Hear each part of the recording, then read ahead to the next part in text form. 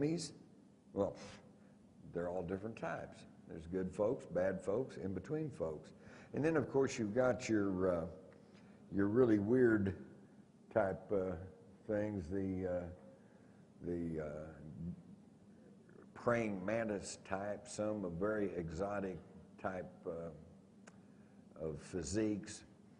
And we really don't know. And you can't tell a player without a program, and I'm not sure anybody has a program. And I think that's been part of the problem and part of the reason for the embargo on UFO information by the government is because they are loath to admit to you that they're not sure who these folks are and they're not sure what they're up to. And worse yet, they can't stop them, okay? Colonel Corso, of course, in his book about the day after Roswell, was quite explicit in basically calling them enemies, you know, and in fact, he very modestly said he'd save the world by combating these folks. And when I had an opportunity to talk with him, I said, Colonel Corso, I said, what makes you think that they're enemies, you know? And he reflected the Cold War, post-World War II, military, police mentality when he said, well, they'd fly over our air bases, we'd order them to stop, and they wouldn't stop. One day, when I was a police reporter, I heard on the police radio that they were chasing a suspect in downtown Fort Worth, and gave a location. It was just right outside of the City Hall where I had my office there in the police headquarters. So I just ran up the stairs and see what I could see, and I got up there just in time to see this cop car swerve in, you know, to this black kid that was running down the street, and he cuts in front of him, and he jumps out, and he throws the kid up against the wall. You know, you've seen it on cops, and he throws his hands behind him, and he's handcuffing him, you know. And pretty soon some other units showed up. So I went over to the first cop that had gotten there and arrested the kid, you know, and I said, what was he doing? And the cop said, he was running. So see, it's that attitude. If you run, if you don't stop when they say stop, then you're an enemy. And yet, I think a lot of us understand that there may be a lot more to it than just that.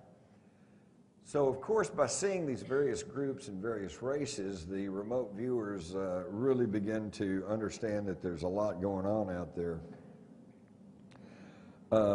David Morehouse, for one, said, as remote viewers, we went to places that were so beautiful, and that's about where your ability to describe it ends. I guess one of the hardest things to fathom is that we are all so insignificant. I know because I've seen these other worlds. Our world is like one page, one thin page in a thick encyclopedia, an encyclopedia with volumes which stretch on forever, no beginning, no end, worlds within worlds, places so beautiful that we don't have the ability to describe them.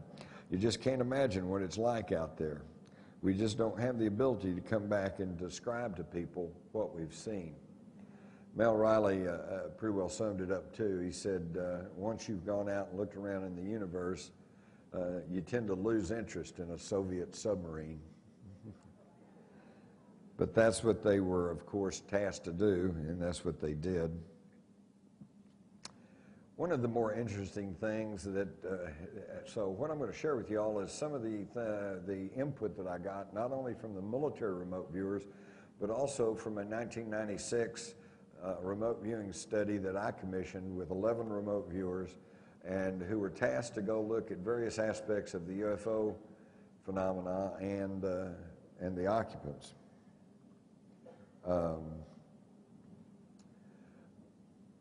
And even then, some of the input I got, both from the military remote viewers and from this commission that I studied, it was so strange and so far out there that I just did not feel like I wanted to muddy the waters or call down the ridicule. And so I did not put all of this stuff in my book, Alien Agenda, nor have I put it all in Spies, although you'll find occasional there is some lapovers. For example, Morehouse described going to a very extraordinary place. It was called an open search. He was told he could just go and look at anything he wanted to look at, and of course he was already becoming intrigued with the wonders of the universe. So he felt this tearing away, and he felt his consciousness moving to a different place, and he found himself in a large chamber of light. He was standing directly behind three huge golden throne-like chairs covered with strange hieroglyphics. But what really caught his attention were the three giant beings that occupied the chairs. They wore golden beards which flowed down to their chest, and they each wore large golden helmets. And to him, he had the impression that they looked like Greek gods. One of the beings turned and looked right at him. He was petrified. He had no idea where he was or if these beings were friendly. He wanted to run, but he had no idea of where to go. And the great golden man, for they all had the appearance of humans, looked at him, and Morehouse felt as though his feelings were being projected into him. Without knowing why, he suddenly felt safe and warm and secure. He somehow knew that these three creatures meant him no harm. The one that had acknowledged his presence returned to his activity.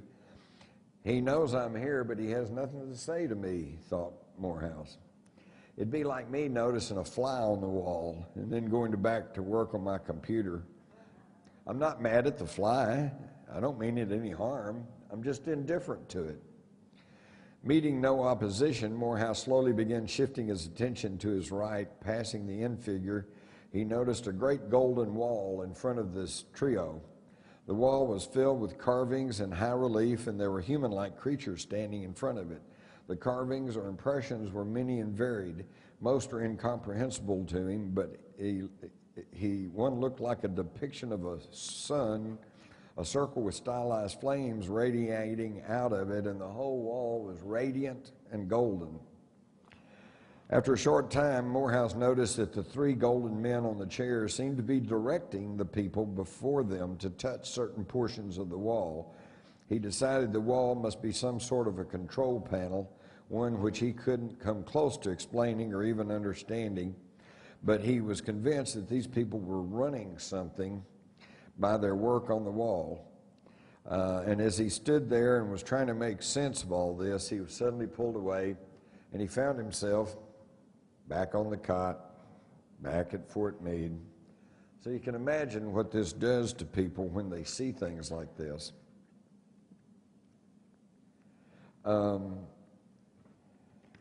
They also see some dark times coming. In my book, Spies, you will see about the remote viewing study they did that shows in the not too distant future, man will be forced to live underground. There will be underground domed cities to protect the atmosphere. And Lynn Buchanan said that he was tasked to find out what was needed to help the earth recover after some of this cataclysms. And he said, what I saw that there were far-sighted people who had taken samples of materials later killed by the ultraviolet rays of the sun. I'm supposing that has to do with a ozone hole problem. And this is something someone should be doing right now, he said, but as far as I know, no one is doing this. Now, that was based on remote viewing that Lynn and some of the remote viewers had done back in the 1990s. Well, folks, they're now doing something about that. Many of you may know or you may not know about the World Seed Vault in Spitsbergen, Norway. The Norwegian government, in conjunction with Bill Gates and the Rockefeller Foundation and Monsanto, are now hoarding every seed known to man from all over the world, and they're freezing them and storing them away in this granite mountain at Spitsbergen, Norway, and they will be sealed up. They're hoping to have this completed by the end of this year. Now, why now, and why the rush to get this completed? Do they know something we don't know? But I found that very interesting that the remote viewers more than 10 years ago were saying this is something that will be done, and it is being done. There's another group of aliens, too, that are non-humans that they all talk about that's not any of the ones that we generally deal with, and they refer to these as transcendentals. These are beings of light and energy. And they apparently not only have the ability to create an impression, a kind of a holographic image of anything that they want to appear like, but they also are aware, unlike the physical creatures, they are very much aware when they are being remote viewed. And in fact, in some instances, apparently have the ability to block the remote viewing, which is really something because in the studies, what they generally found is you cannot block remote viewing because remote viewing is accessing the universal energy grid, and you can't put something deep enough underground or far enough back in a safe or anywhere that cannot be penetrated by remote viewing. In fact, I remember one of them told me the story of he was a monitor and he sent one of the viewers to try to go look at some secret in the old Soviet Union, and the viewer said, well, I'm blocked. You know, they know we're here, they know we're trying to look at this, and they've put up a countermeasure, and I can't get to the information because I'm blocked. So the monitor, quite inspired, said, well, tell me what you would see if you were not being blocked. And the guy went, well, I would have seen blah, blah, blah, and he went right on and told him what they were looking for. So you can even get past some of the psychic blocks, but the transcendentals you don't get past. Then, as I said, in about 1996, I commissioned a study on UFOs, and one of the most fascinating things was immediately that it began to dovetail with what the military remote viewers had said. In 1988, Mel Riley, one of the earliest and best of the remote viewers, was sitting around talking with some of the other Grill Flame members, and they were saying, well, you know, we go up here and we'll find a UFO, and we go over here look at something, there's a UFO. So there's got to be a unifying or a central authority for these things. Where are they coming from, and who do they answer to? So for want of a better expression, they come up with the term Galactic Federation Headquarters, which, you know, now, I'm not going to tell you there is a Galactic Federation. I'm just telling you that that's the name they hung on the centralized unit. What he saw was on a distant world was this a plateau with a very still lake. Yeah, it's like his AOL, his analytic overlay was like, it reminded him of pictures he had seen of Lake Titicaca. And then there was another plateau, and then there were these high mountain ranges. And basically he said, I find myself moving up an inclined causeway through rough stone walls on both sides, and at the end of the causeway is a long, dimly lit rectangular corridor constructed of smooth dressed stone on all sides. So basically he saw like this huge pyramid with a ramp coming off of up on this plateau overlooking this lake that reminded him of Lake Titicaca. Now what's amazing is that in 1996, one of the remote viewers who was tasked to go find galactic headquarters or whatever the central administration point is, said that he saw in a distant world this pyramid, beautiful white pyramid type structure on a rocky-like promontory, and with a ramp leading up to it. So I don't have to tell you that that's almost identical to what Mel Riley had seen more than 10 years previously. Now Mel Riley says that you move up the ramp and, well, here, I'll just read it. Oops.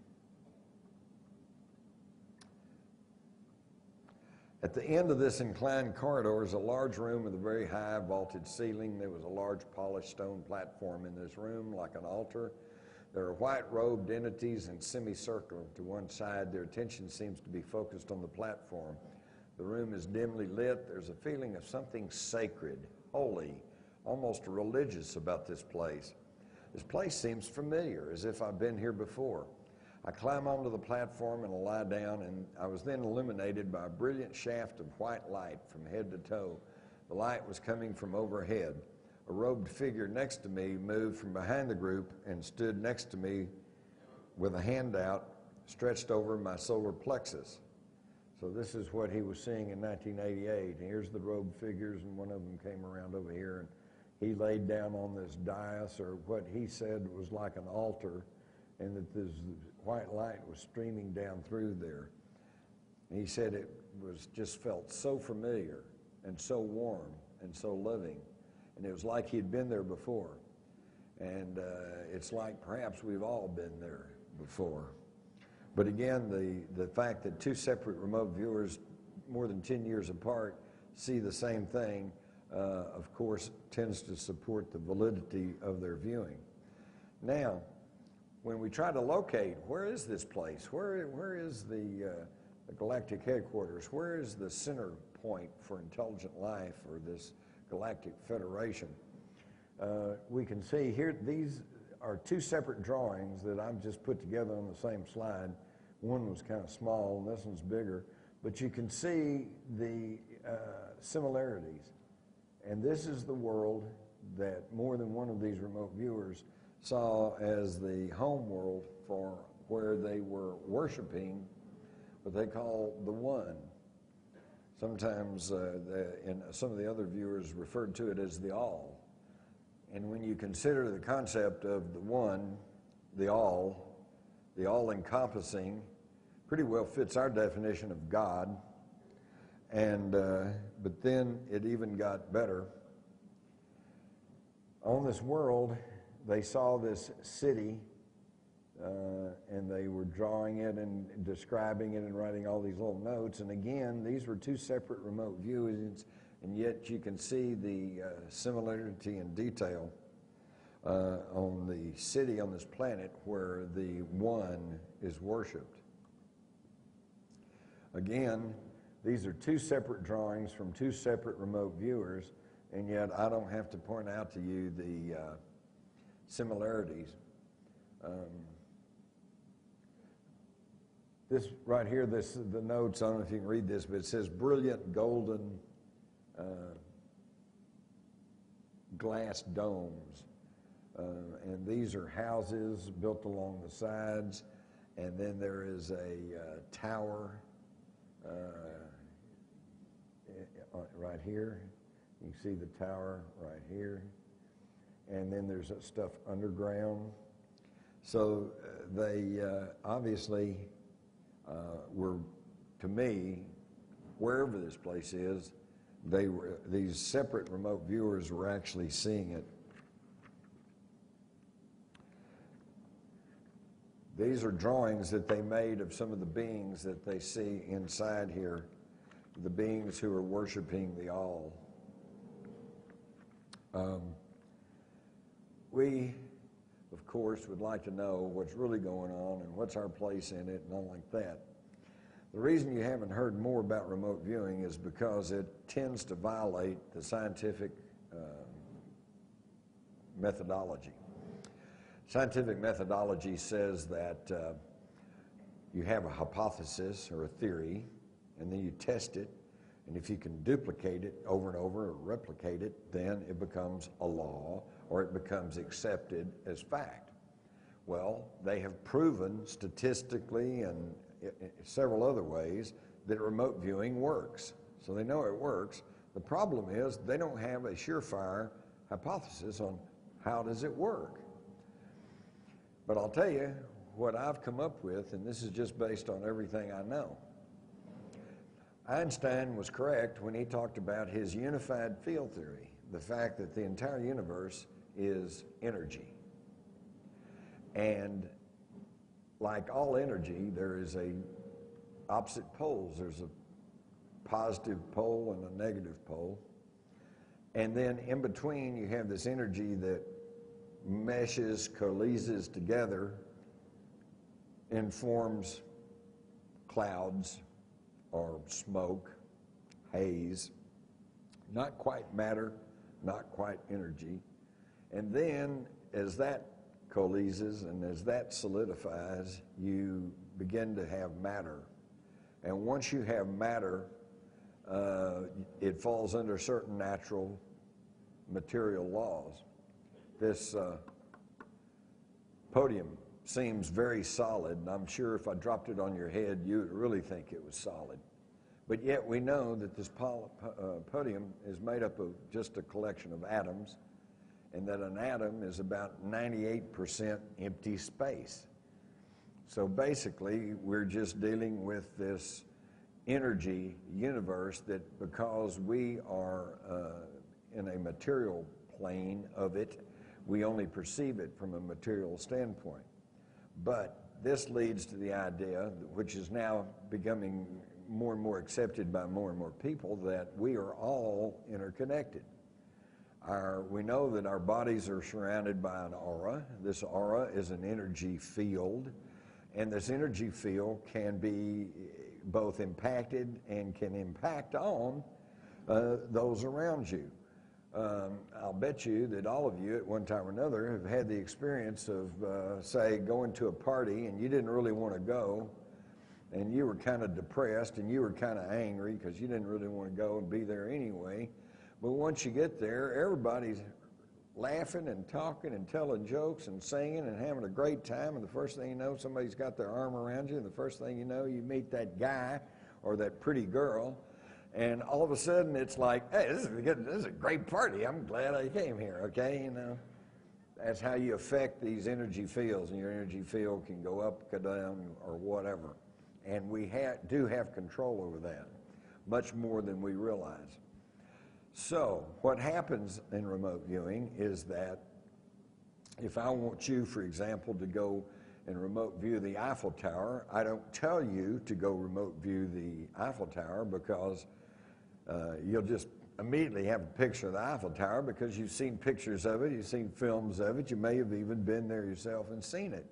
So to get you to successfully remote view the Eiffel Tower rather than just have a daydream about it, I would give you what they call the coordinate number. Now, the coordinate number has nothing to do with coordinates. But what it does is that in my mind, I come up with a coordinate number, 1, 2, 3, 4, 5, 6, 7, 8. And in my mind, I know that that's connected to my desire to have you remote view the Eiffel Tower. Your mind, and when you have a thought, that's an energy form, and it's out on the energy field, out on the universal grid. How many of y'all have had the experience of, you know, I got a great idea for a book, I got a great idea for a movie, I got a great idea for a TV thing, you know, I got a great idea for a product, but you don't ever do anything with it. And then a few years later, lo and behold, here's the movie, here's the book, here's the product. You say, holy cow, that's my product. You know, you've had that experience. Well, let me tell you something. Somebody didn't steal your idea. When you have that idea, it's out on the energy grid. And anybody that's receptive enough can pick up on it. And that's why they say there's no new ideas. Really, there's not. It's all out there, okay? The difference is between who does something with it and who doesn't. Because the ideas are all out there floating around. The big deal is who has the willpower, the connections, the go-gettedness or whatever to take that idea and actually do something with it. So when I say 1, 2, 3, 4, 5, 6, 7, 8, your mind, if you're doing the proper remote viewing protocols, your mind is drawn into the energy field and to that thought form, and you pick up the target, which is the Eiffel Tower. And I really believe that's how it works. And it's really fascinating to think about this. In the new updated version of Spies, Lynn Buchanan tells how that he may have gotten a brief glimpse into our reality when he was ordered to go and look at a particle beam weapon that was being developed by the old Soviet Union. And he went and looked at it, and he found the place where there was guys in white coats, and they had a big piece of machinery, and this thing was beaming this flowing energy beam, you know. But he got to thinking, yeah, but I can describe all this, but I really don't know how this thing's working. He says, maybe I better just, maybe I better get in the beam and find out what happened. So he sticks his hand, mentally, of course. Don't try this at home, kids. Sticks his hand in this energy beam, and his hand turns out to be a flow of atoms, a flow of particles that just streams on and on forever and never and ever. Well, he pulls his hand back out, and he's okay, because he's just there doing this mentally anyway. So he says, okay, I'm going to step into the beam and see what happens. So he steps into this beam, and all of a sudden, he was 1,000,000 pieces of himself spread out along this energy beam, each piece self-aware and knowing that they were a piece of the whole, and then collectively knowing that that was him, and all spread out there. And he said he can't even describe it. It's, you can picture a sci-fi movie where all of a sudden, you just disintegrate and turn into this flowing stream of energy. And then when he steps back out, then he was back into a form that he knew. Now, all this was mental anyway, but I think this gives us a little bit of insight into who we really are. We are actually beings of energy. We are the transcendentals. But we don't know this because we're trapped in these meat sacks. All right? And as such, we're spent about, a whole great deal of our time trying to feed the meat sack or shave the meat sack or let the meat sack. I had my office in there in the police headquarters. So I just ran up the stairs and see what I could see. And I got up there just in time to see this cop car swerve in, to this black kid that was running down the street, and he cuts in front of him, and he jumps out, and he throws the kid up against the wall. You've seen it on cops, and he throws his hands behind him, and he's handcuffing him, And pretty soon some other units showed up.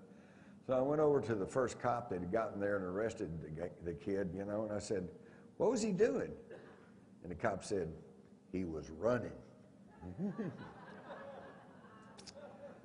So see, it's that attitude. If you run, if you don't stop when they say stop, then you're an enemy. And yet, I think a lot of us understand that there may be a lot more to it than just that. So, of course, by seeing these various groups and various races, the remote viewers really begin to understand that there's a lot going on out there. David Morehouse, for one, said, as remote viewers, we went to places that were so beautiful, and that's about where your ability to describe it ends. I guess one of the hardest things to fathom is that we are all so insignificant. I know because I've seen these other worlds. Our world is like one page, one thin page in a thick encyclopedia, an encyclopedia with volumes which stretch on forever. No beginning, no end, worlds within worlds, places so beautiful that we don't have the ability to describe them. You just can't imagine what it's like out there. We just don't have the ability to come back and describe to people what we've seen. Mel Riley pretty well summed it up too. He said, once you've gone out and looked around in the universe, you tend to lose interest in a Soviet submarine. But that's what they were, of course, tasked to do, and that's what they did. One of the more interesting things that, so what I'm going to share with you all is some of the input that I got, not only from the military remote viewers, but also from a 1996 remote viewing study that I commissioned with 11 remote viewers, and who were tasked to go look at various aspects of the UFO phenomena and the occupants.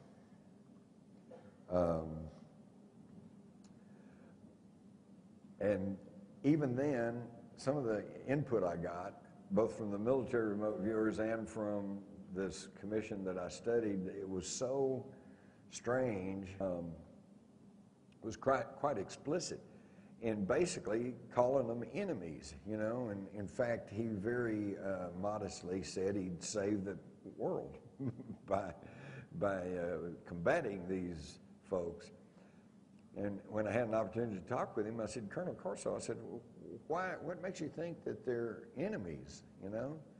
And he reflected the Cold War, post-World War II, military, police mentality when he said, well, they'd fly over our air bases, we'd order them to stop, and they wouldn't stop. One day, when I was a police reporter, I heard on the police radio that they were chasing a suspect downtown Fort Worth, and gave the location. It was just right outside of the city hall where I meet. Well, they're all different types. There's good folks, bad folks, in between folks. And then, of course, you've got your really weird type things, the praying mantis type, some a very exotic type of physiques. And we really don't know. And you can't tell a player without a program, and I'm not sure anybody has a program. And I think that's been part of the problem and part of the reason for the embargo on UFO information by the government is because they are loath to admit to you that they're not sure who these folks are and they're not sure what they're up to. And worse yet, they can't stop them, okay? Colonel Corso, of course, in his book about the day after Roswell,